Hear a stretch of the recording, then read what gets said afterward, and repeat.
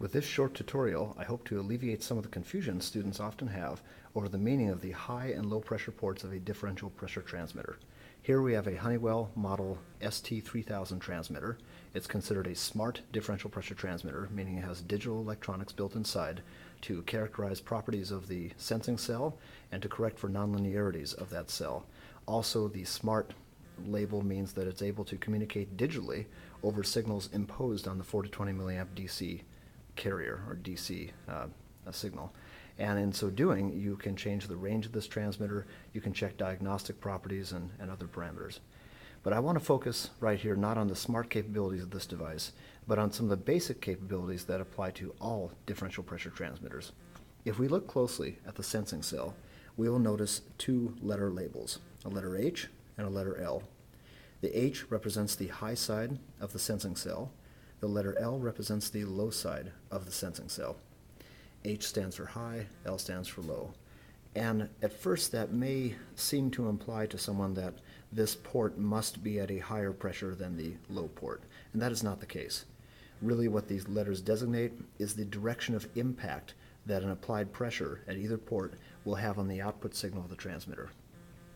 For example, let's say the transmitter were arranged in such a way so that with no pressure applied, or should I say equal pressures applied to both ports, that is no differential pressure, let's say that the output of the transmitter is 12 milliamps, which is a 50% signal, right in between 4 milliamps and 20 milliamps. So, no pressure applied, 12 milliamp output. If I then apply a positive pressure to the high side, that will drive the milliamp signal higher. So a positive pressure applied here will drive that milliamp signal from 12 milliamps up to some greater value, 13, 14, 50, maybe all the way up to 20 milliamps. Conversely, if I apply a positive pressure to the low side, the low port of this transmitter, remember that we were at 12 milliamps with these two ports at equal pressure. If I then apply a greater pressure to the low side, that will drive the milliamp signal lower. So, the pressure applied here may drive the signal to 11 milliamps, 10 milliamps, 9, or maybe all the way down to 4. So the idea with the high and low labels is that we are describing the direction of impact that an applied pressure will have on the milliamp signal. It does not necessarily mean that the pressure at the high side will be greater than the pressure at the low. It may be, it may not. It really depends on the application. For example, we may use this differential pressure transmitter to measure flow through a pipe by measuring the pressure dropped across an orifice.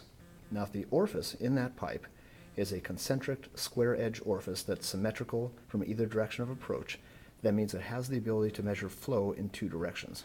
So, for example, if the flow is going from left to right, and that means the left-hand side is a greater pressure than the right-hand side, and we have the transmitter connected to either side of that plate, then as a flow of fluid moves from left to right, it will have a greater pressure here, a lesser pressure here, and that will drive the milliamp signal upwards. So greater flow from left to right, more milliamp signal. Conversely, if we take that same concentric orifice, square edge, symmetrical in both directions, connected to the same transmitter, and now we pass a fluid flow from the right-hand side to the left-hand side, now the low pressure port will be at a greater pressure than the high pressure port, and a flow in that direction will drive the milliamp signal down. So now we have a bidirectional flow measurement device. Flow left to right, signal up, flow right to left, signal down. So that means, it tells us, it is not necessarily true that the high pressure port will always be at a higher pressure than the low. It really depends on the application.